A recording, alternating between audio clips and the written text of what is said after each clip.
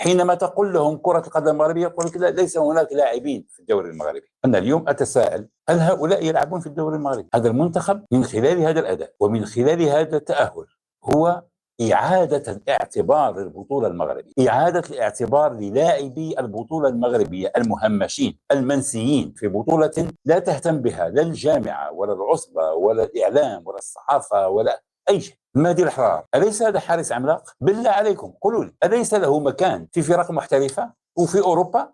مواصفات الحارس الكبير متوفرة في مهدي الحرار. من قال أن البطولة غير ولادة؟ قالها من لا يريد أن يفتح الباب ويعطي الأمل للاعبي البطولة، من يسير شؤون كرة القدم في المغرب وبالأخص على مستوى المنتخبات، يعطوا الانطباع لهؤلاء اللاعبين بأن الأفق مسدود وأن المنتخب المغربي الأولوية هي اللاعبين الذين يكونون في أوروبا.